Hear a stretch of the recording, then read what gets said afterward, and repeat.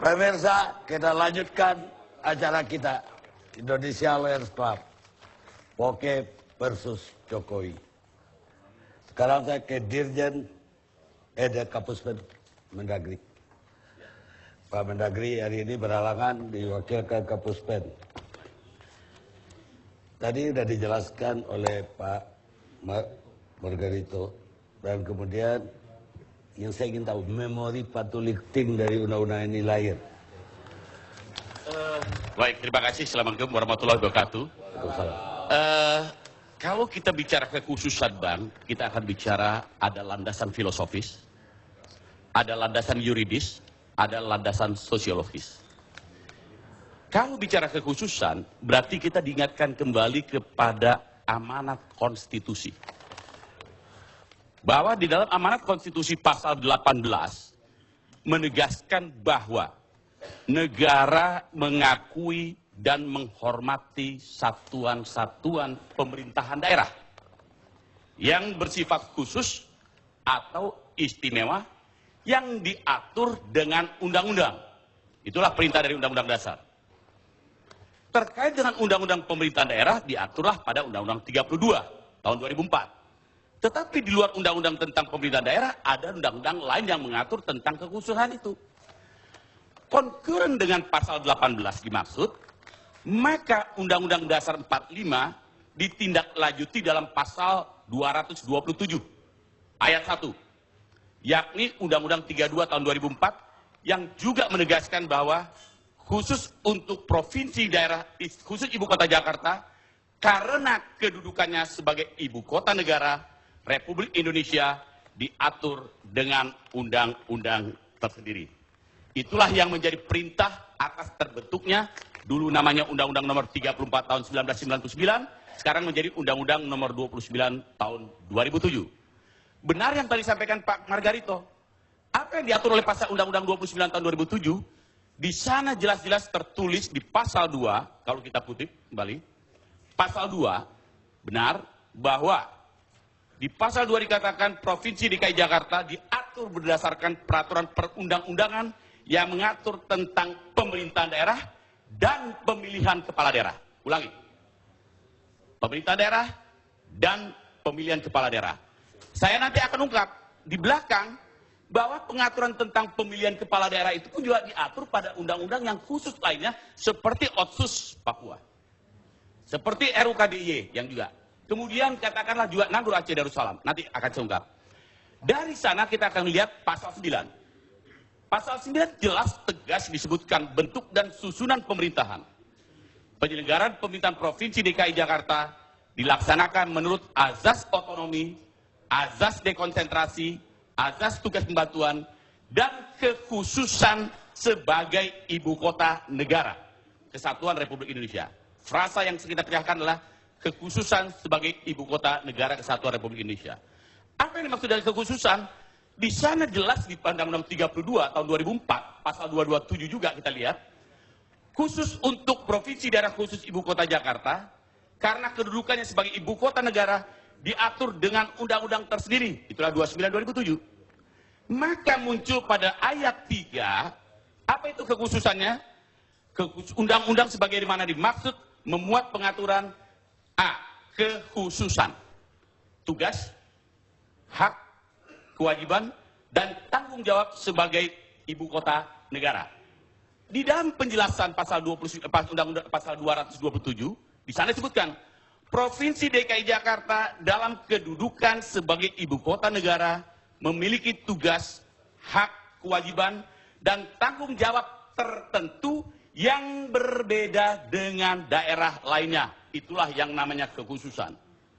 Dengan demikian pertanyaan kita, apakah mendasar mempertanyakan bahwa Undang-Undang 29 2007 tidak sejalan dan selaras dengan Undang-Undang Dasar?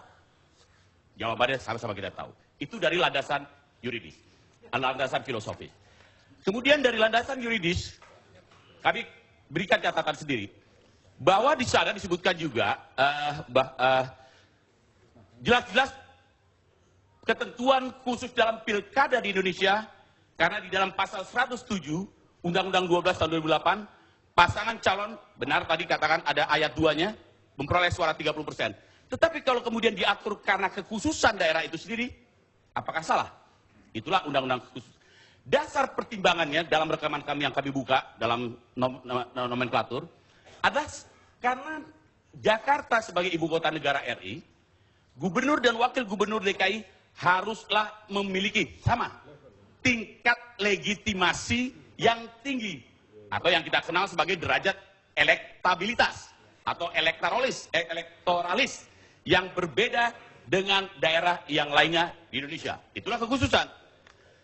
Rekaman kami di Kementerian Dalam Negeri bahwa dalam pembahasan RUU DKI waktu itu, diskusi berkembang adalah bahwa implementasi demokrasi, tadi kita katakan equality before the law, dan derajat keterpilihan, semakin tinggi derajat keterpilihan akan semakin legitimate orang itu. Kira-kira begitu.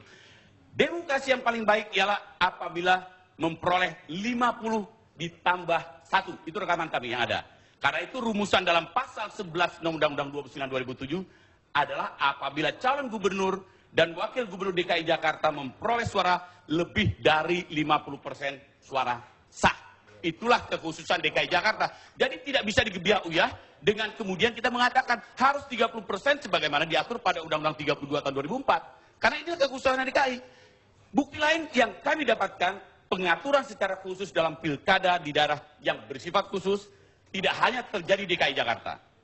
Di daerah lain juga terdapat bersifat khusus atau istimewa. Apa dia? Catatan kita, DIY.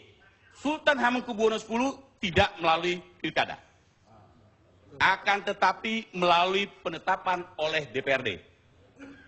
Bahkan RUU yang sekarang yang akan sedang dibahas dan insya Allah akan segera selesai dan sudah tercapai kesepakatan antara pemerintah dengan DPR, bahwa dibahas pula posisi Sultan diatur secara khusus dalam pilkada DIY. Loh, tadi kan kita lihat argumen, ternyata ada pengaturan tentang pilkada di dalam RUU DIY, tidak murni menyangkut masalah tata kelola pemerintahan. Saya kira cukup, Pak. Nanti kita tamat 1 semester tuh. Ya. Untuk mahasiswa udah cukup. Sekarang Pak Taufik tentang perilaku ini, pengamatan perilaku. Ini kuliahnya beda lagi. Dari 2 tayangan calon gubernur tadi, apa bacaan Pak Taufik? Jadi sebetulnya menarik ini ya. Kalau dari tayangan tadi itu kelihatan dua-duanya lelah. Lelah, capek. Yang satu Pak Jokowi lelah fisik, Pak Foke lelah pikiran. Mudah-mudahan nggak keliru, kira-kira begitulah ya kan. Yang kedua, Pak Jokowi ngomongnya enteng karena nggak ada tekanan. Pak Foke itu ngomongnya ya lebih hati-hati dan confidence-nya agak menurun dibandingkan waktu kampanye tunjuk 1 jari lah. Nah, kira-kira begitu.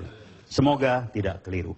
Tetapi yang menarik buat saya adalah ini persaingan yang betul-betul berseberangan, di mana medannya saya melihat yang pertama adalah bahwa rakyat Jakarta sudah lelah, capek dari semua tingkatan.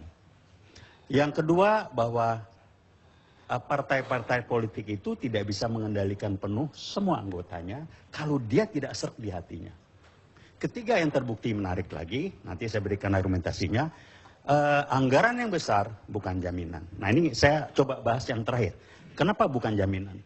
Karena begini, pertarungan 2 calon yang menonjol ini, kalau bahasa terangnya, pertarungan Pak Foke itu mengedepankan strateginya programnya. Kalau bahasa lainnya katakan Pak Foke berbicara lagunya, sedangkan Pak Jokowi berbicara manusianya, the singer, not the song. Beda. Tadi teman-teman mengatakan personality. Nah ini larinya dampaknya jauh. Bisa juga kita mengatakan Pak Foke berangkat dari rasionalitas, angka ini, angka itu, iklan macam-macam. Pak Jokowi berangkat dari rasa, approach ke masyarakat dan lain sebagainya. Ini sudah masuk ke sisi lunak dari manusia di mana masyarakat sudah jengkel, macet nggak pernah berhenti. Saya lihat di tayangan televisi, nggak tahu lah, nggak nuduh ya, bisa diatur bisa enggak. Tapi kok waktu diskusi itu di salah satu stasiun tidak pernah diarahkan oleh penanya kenapa masalah macet. Lari yang lain-lain, padahal orang udah jengkel.